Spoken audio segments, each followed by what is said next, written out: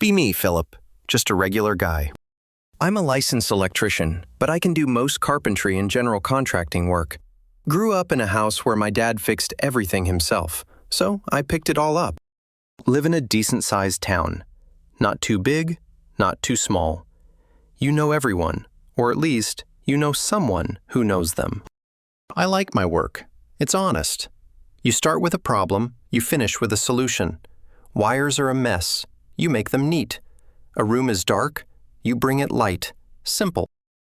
Don't get involved in politics or online drama. I have my own life to worry about. Go to work, hang out with my friends, watch the game, maybe go fishing on the weekend. So one day I'm scrolling through the local news site on my lunch break. See an article that catches my eye.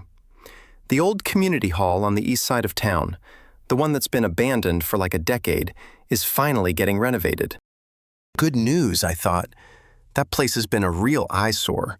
Broken windows, graffiti, weeds everywhere. The article says a nonprofit group got a grant from the city to fix it up. The group is called the Women Rise Collective.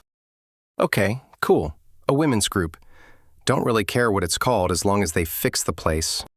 The article has a big picture of the group's founder and leader, Tiana. She's standing in front of the rundown building with her arms crossed, smiling. Looks very confident, very sure of herself. The article is basically just a long interview with her. She talks a lot about their mission. They want to turn the building into a place called The Haven. It's supposed to be a safe space for women, a place for workshops, community meetings, an art studio, that kind of thing. Sounds fine. Nothing wrong with that. But the way she talked was intense. Lots of buzzwords. She said the project was about more than just construction. It was about dismantling patriarchal structures and creating a space entirely free from the male gaze and its inherent toxicity. She mentioned that the renovation would be done entirely by female volunteers, a way to empower women to reclaim skills and spaces typically dominated by men. I read that and just kind of shrugged. Seemed a little preachy, but whatever. Their project, their rules. I finish my sandwich and go back to work. Forget all about it. A week or so later, I'm having a beer with my two best buddies, Mike and Dave. Mike's a plumber, a real master at his craft. Dave is a general laborer, strong as an ox, and knows his way around any construction site. We've done side jobs together for years. We're talking about work, and I mentioned the article about the old community hall. Dave knew all about it. Oh yeah, that place. My cousin's wife is part of that group. They're all super excited. Mike laughed. Good luck to them. That building's a wreck. The plumbing in there is ancient, all galvanized pipe, probably rusted solid. I nodded. The wiring is worse. I did a walkthrough for a different potential buyer years ago. It's all original knob and tube with some sketchy updates from the 70s. It's a fire hazard waiting to happen. The whole place needs to be gutted down to the studs. We sat there for a minute. Then I had an idea. It wasn't a political idea or anything. It was just a practical, neighborly thought. You know, I said, we've got a couple of free weekends coming up. What if we offered to help them out? Mike looked at me. For free? Yeah, why not? It's a community project. It'll make the neighborhood look better. We could at least help them with the heavy demo and the dangerous stuff, like the electrical and plumbing rough-in, get them started on the right foot.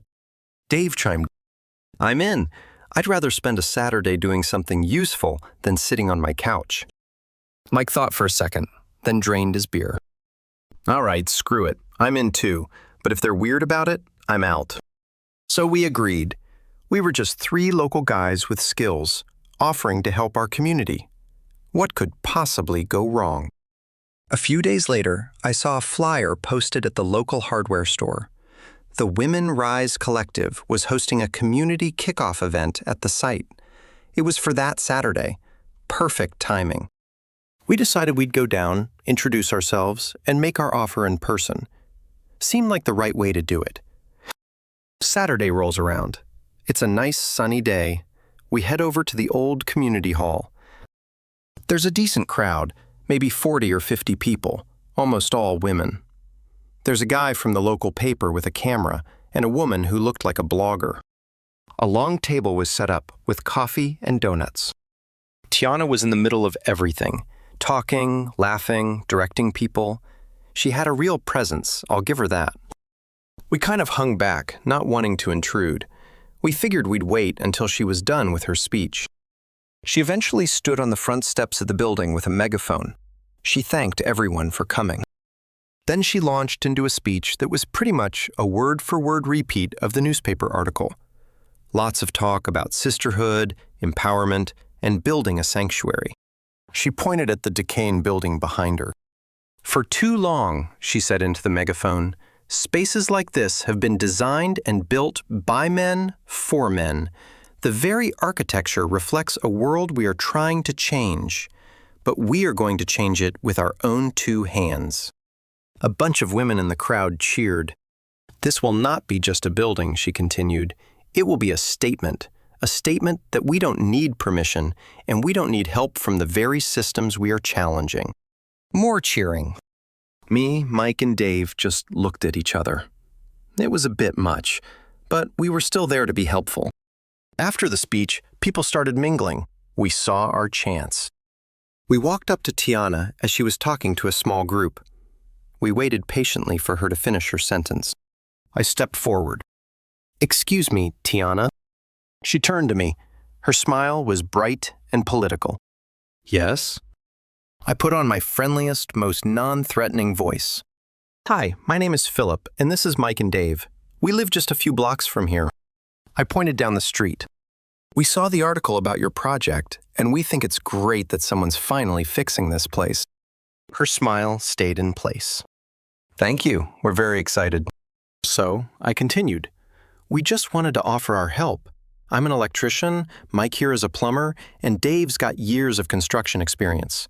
We know this building has some serious issues, and we'd be happy to volunteer some of our weekends to help you with the tough stuff, the demolition, the wiring, the plumbing. No charge, of course, just want to help the community." The smile vanished from her face. It didn't just fade, it was like a switch was flipped. Her expression turned to stone. She looked at me, then at Mike, then at Dave. It wasn't a friendly look. It was a look of suspicion, of contempt. There was a long, awkward silence. The people around her had stopped talking and were watching us. She finally spoke, her voice several degrees colder than before.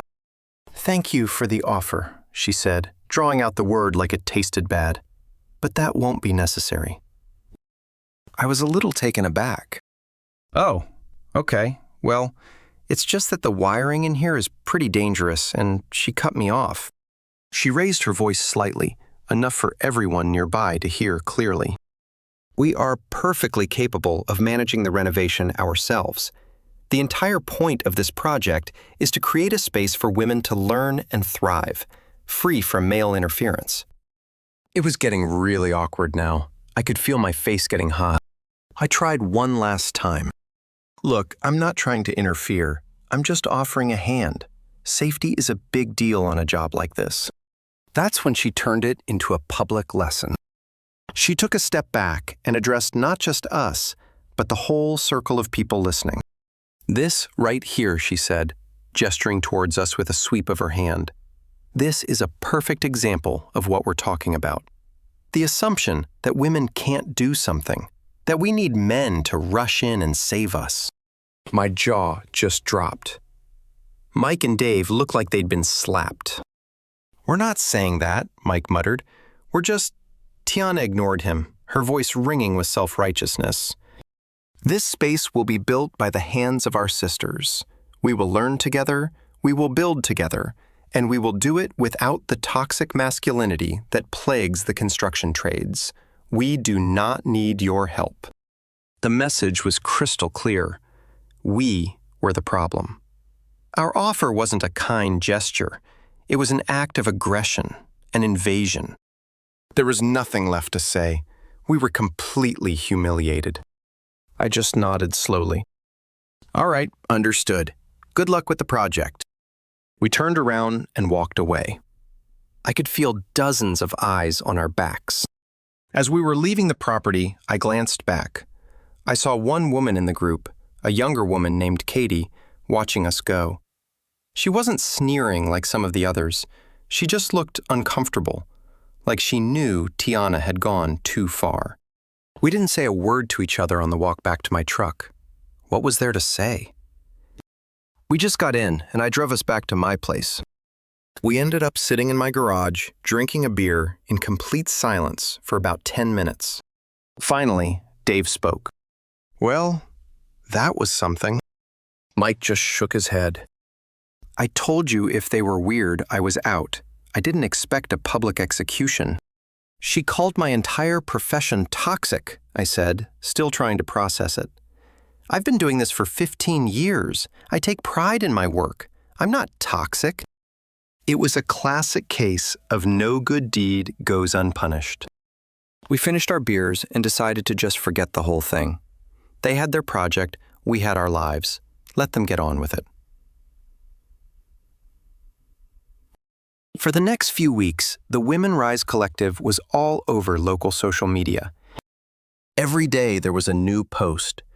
Pictures of a dozen women in brand new hard hats, all clean and shiny.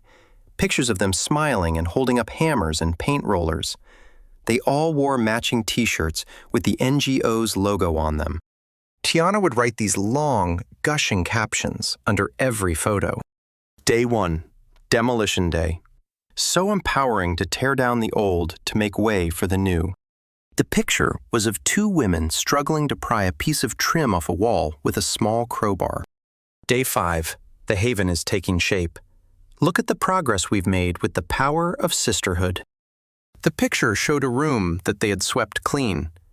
The pile of debris was still in the corner. Day 10, painting party, bringing color and life back into these walls. It's so healing to work in an environment free of judgment. The picture was a group of them painting over water-stained, crumbling plaster. They weren't scraping or priming, just slapping a coat of bright pink paint right on top of the damage. As a professional, it made me physically cringe. But they were having fun, or at least they were posting like they were having fun. The comments were always a flood of support. You go, girls. So inspiring. This is what feminism looks like. I tried to ignore it. Really, I did. But their project was right on my way to the supply house, so I drove by it almost every day. For the first month, there was a lot of activity. I saw them carrying out old furniture, pulling up disgusting old carpets, cleaning windows. It was all surface-level stuff. The kind of work that makes it look like you're making a ton of progress, even when you're not touching the real problems. The structural, electrical, and plumbing issues were still there, lurking under the fresh coat of paint. I remember one Saturday, I was driving by and saw them trying to take down a non-load-bearing interior wall. There were about 5 of them. They had one sledgehammer. One woman would take a swing. The hammer was clearly too heavy for her. The swing would be wild and it would bounce off the plaster with a dull thud, leaving a small dent. Then she'd be out of breath and hand it to the next woman. They were taking turns laughing about it, but they were getting nowhere. I just shook my head and kept driving. It wasn't my problem. Then, about a month and a half into their project, the social media posts started to slow down.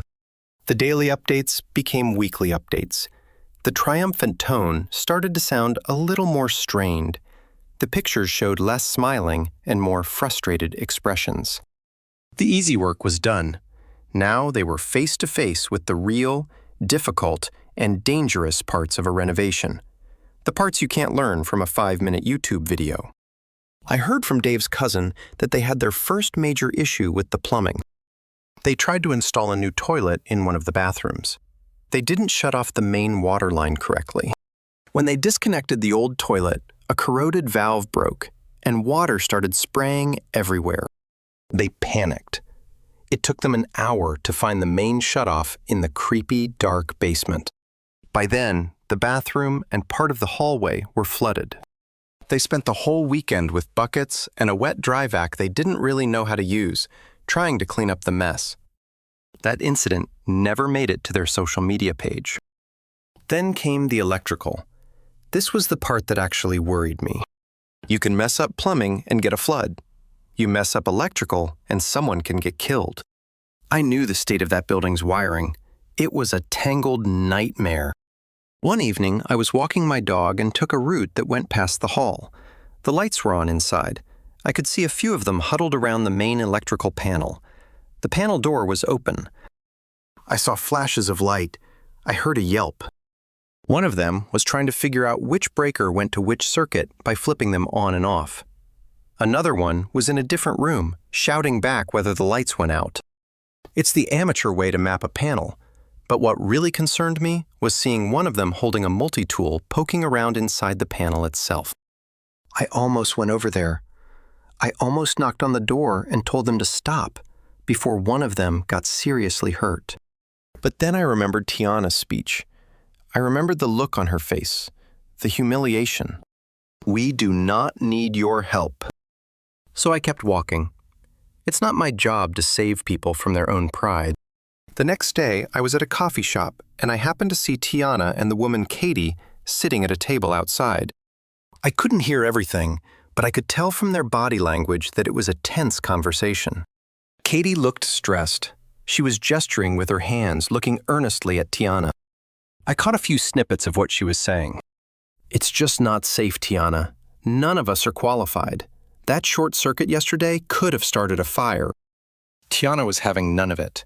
She sat there stiff and unmoving, with that same self-righteous look she'd had at the kickoff event. She shook her head, her voice low but firm. We knew this would be a challenge, Katie. That's the point. We are overcoming challenges. This is more than a challenge. It's a hazard, Katie insisted. Maybe we should just hire a professional for the electrical. Just that one thing. No one has to know. Tiana's response was sharp. That would be a betrayal of our entire mission. We cannot and will not bring a man into our space to fix things for us. It would validate every skeptic. We have to see this through ourselves. You need to have more faith in the process and in your sisters. Katie slumped back in her chair, defeated. The conversation was over. Ideology had won out over common sense. I knew right then and there that this project was doomed. It was no longer a question of if it would fail, but when and how badly. The project slowed to a crawl. The happy, energetic group of volunteers dwindled. Soon it was just a group of about 5 or 6 true believers, including Tiana and Katie, showing up on weekends. They weren't really building anything anymore. They were just trying and failing to fix the problems they had created. The half-demolished wall was still there. The floorboards in the bathroom were warped from the flood, and a good portion of the building's lights no longer worked because of their experiments with the wiring. The haven was starting to look more dangerous and dilapidated than it had when they started. Meanwhile, my life just went on as normal. One afternoon, I was at the local animal shelter. My old dog had passed away a few months prior, and I was finally ready to think about adopting another one. I was talking to the director, a kind older woman named Mrs. Gable. The shelter was clean and the animals were well cared for, but the building itself was falling apart. The kennels were old and rusty. The lighting was dim. The floor was cracked concrete. Mrs. Gable sighed as she showed me around. We do our best with what we have, she said. We run entirely on donations, and there's never enough to cover major repairs. Our dream is to build a new kennel block, but that's years away. I looked around at the flickering fluorescent lights and the aging cages. And then I had another idea. It was the same idea I'd had before, but this time I had a feeling it would be better received. I went home and called Mike and Dave. I told them about the shelter. I told them about Mrs. Gable. I told them I had a place that could actually use our help, a place where our skills would be appreciated, not seen as an insult. What do you think? I asked. Spend a few weekends helping out some dogs and cats? Dave didn't hesitate. I'm in. I like dogs more than people anyway. Mike laughed. Yeah, me too. Count me in. At least a dog won't accuse you of toxic masculinity for fixing its water bowl. It was settled. The next day, I went back to the shelter. I found Mrs. Gable cleaning out a cat enclosure. I told her who I was and what I did for a living. I told her about my friends, and then I made her the same offer I had made to Tiana. "Mrs. Gable," I said, "my friends and I would like to volunteer our time to help you fix this place up. We can rewire the whole building, install new lighting, fix the plumbing, and maybe even build some new, safer kennels. For free. We'll even see if we can get some materials donated." She just stared at me. Her eyes started to well up with tears. She put down the brush she was holding and took off her gloves. Then she did something I didn't expect. She gave me a huge hug. "Young man," she said, her voice thick with emotion, "you have no idea what this means. We've been praying for a miracle." No lecture, no suspicion, no insults, just gratitude. It felt good. It felt right. This was what community was supposed to feel like. So we started our own project at the animal shelter. The first weekend, we just did a full assessment. I went through the entire building, mapping out the ancient electrical system.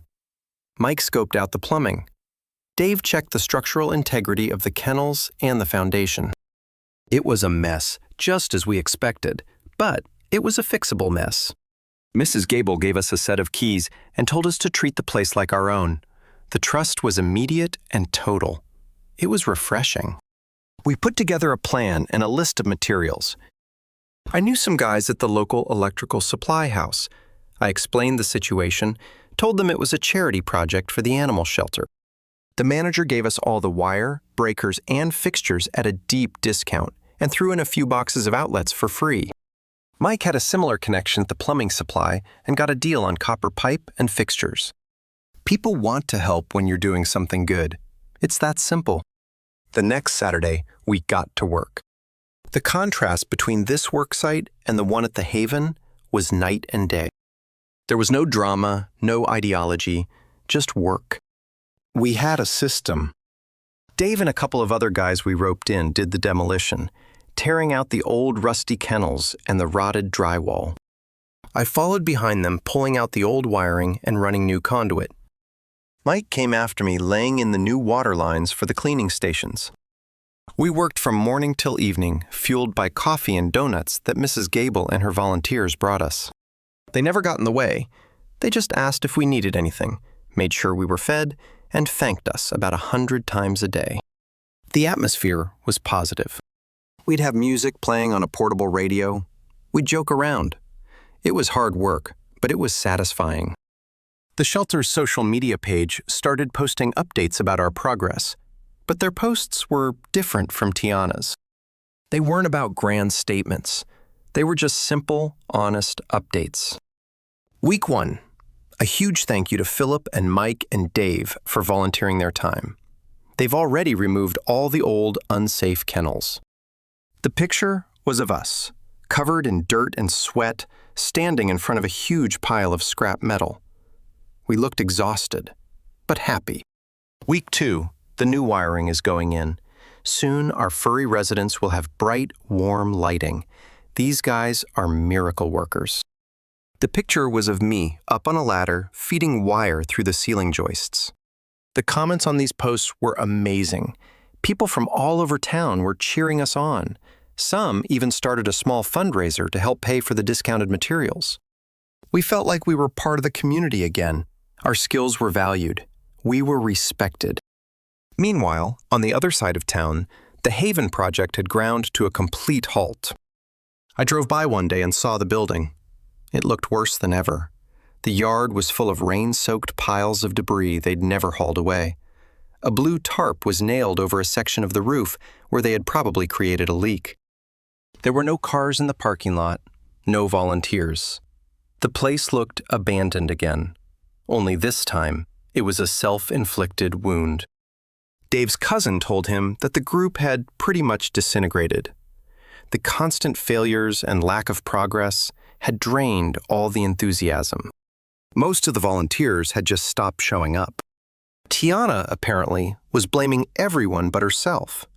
She claimed the volunteers lacked commitment and that their internalized misogyny made them give up when things got hard. It was never her fault, of course. It was the fault of the world that wasn't living up to her expectations. The tipping point came a few weeks later. I got a call from one of the volunteer firefighters I know. He was laughing so hard he could barely speak. He told me they had just gotten a call to the old community hall. It wasn't a fire, thankfully. It was a medical assist. Apparently, the last handful of Tiana's followers had decided to make one final push to get the electrical working. One of them, trying to wire a new outlet without turning off the power, had gotten a nasty shock. She wasn't seriously injured, he said, just a jolt that threw her back, but she was terrified and had called an ambulance. Standard procedure for a workplace accident, even a volunteer one, is a follow-up from the city.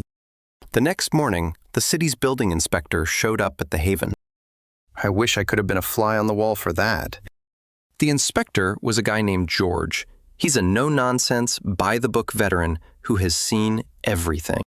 According to the story that made the rounds later, George walked in, took one look around, and his jaw hit the floor.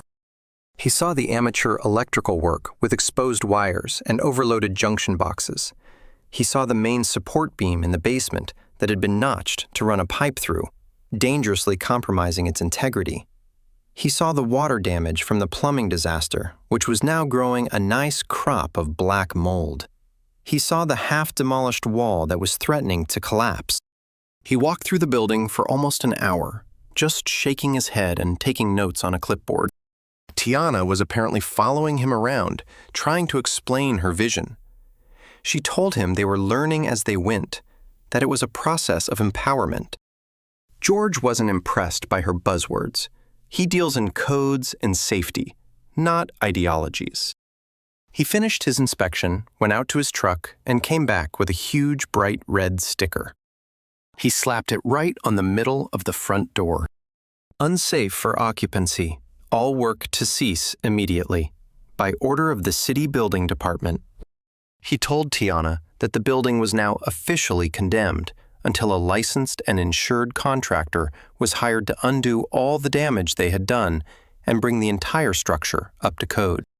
He handed her a report that was pages and pages long, detailing every single violation. The project was dead. She had not only failed to build her haven, she had made the building significantly worse than it was when she started. The fallout was swift and brutal. The local paper ran a front-page story. Community project halted due to gross safety violations. The article included quotes from George the inspector, who called the work a disaster waiting to happen and the most dangerously amateur construction I have seen in my 30-year career. The article also mentioned, as a small but crucial detail, that a group of local tradesmen had offered their professional help for free at the beginning of the project, but had been publicly rejected by the organizers. The comment section on the newspaper's website was an absolute bloodbath. Everyone in town, it seemed, had an opinion. The overwhelming sentiment was that Tiana's arrogance and ideology had led directly to this failure. People were furious that their city grant money had been wasted. The Women Rise Collective Facebook page was flooded with angry comments. Tiana tried to do damage control. She posted a long, rambling statement. She didn't apologize. She didn't take any responsibility. Instead, she blamed the building inspector, calling his report an attack by the patriarchal establishment. She blamed the city for having unnecessarily complex regulations designed to keep women out of the trades. She even blamed the woman who had gotten the shock, implying she had been careless. It was a masterclass in narcissism, but nobody was buying it anymore. The final nail in the coffin came from within her own group. Katie, the one who had looked uncomfortable when we were rejected, finally had enough. She wrote a long public post on her own page, officially announcing her resignation from the collective. She wrote that she had joined the group with good intentions, but had become disillusioned by a leadership that valued performative ideology over actual results, and more importantly, over people's safety. She said that pride and a refusal to accept help had destroyed a project that could have done real good. She ended her post by publicly apologizing to the local tradesmen who offered their expertise from the beginning and were treated so disrespectfully. That was it. The collective imploded. The grant was rescinded by the city, and the lien was placed on the building to cover the costs of having it secured. The Haven was now officially a ruin, and Tiana was a local laughingstock. A couple of months went by. Our work at the animal shelter was complete. The place was transformed. We had installed new, bright LED lighting everywhere. All the wiring was safe and up to code.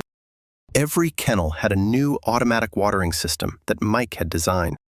And Dave had led the team in building a whole new block of spacious, secure kennels out of concrete block and chain link. The shelter looked amazing. The animals were happier. The volunteers were ecstatic. Mrs. Gable decided to hold a grand reopening event to thank the community and show off the new facility. The whole town was invited. The day of the event was incredible. Hundreds of people showed up. The local news was there. There was a barbecue, and families were touring the new kennels. Kids were playing with puppies. It was just a purely happy, positive community event. During the ceremony, Mrs. Gable stood up to give a speech. She thanked everyone for their donations. And then she called me, Mike, and Dave up to the front. We were not expecting it. We stood there awkwardly as she told the whole town what we had done. She didn't just thank us. She praised our skill, our dedication, and our generosity. She called us pillars of the community and examples of the best our town has to offer. When we were in desperate need, she said to the crowd, "These men didn't see a problem. They saw a chance to help. They asked for nothing in return, and they gave us everything. This shelter, this beautiful, safe place for our animals, would not be here today without them." The entire crowd burst into applause. It wasn't a short, polite clap. It was a genuine, heartfelt, standing ovation. I'm not an emotional guy, but I have a real lump in my throat. All we had ever wanted was to use our skills to do some good. After all the humiliation and rejection from Tiana, this was validation, pure and simple. After the speech, as we were grabbing a burger, someone tapped me on the shoulder. I turned around. It was Katie. She looked different, less stressed, calmer. "Hi," she said quietly. "Hey," I replied. There was an awkward pause. "I just wanted to find you and say it in person," she said, looking me right in the eye. "I'm so sorry for how you were treated that day. It was wrong. There's no excuse for it." She gestured around at the happy crowd and the renewed shelter. "What you guys did here, it's incredible. This is what it's supposed to be about." I looked at her. I could have been a jerk about it. I could have gloated. But what was the point? The world had already delivered the verdict. So I just gave her a small smile and a nod. "Water under the bridge," I said. "We just wanted to help." She nodded, a look of relief on her face. "Well, you certainly did." She walked away, and I rejoined my friends. We stood there, watching families adopt dogs and cats, taking them home from the safe, solid building we had helped to build. Mike clapped me on the back.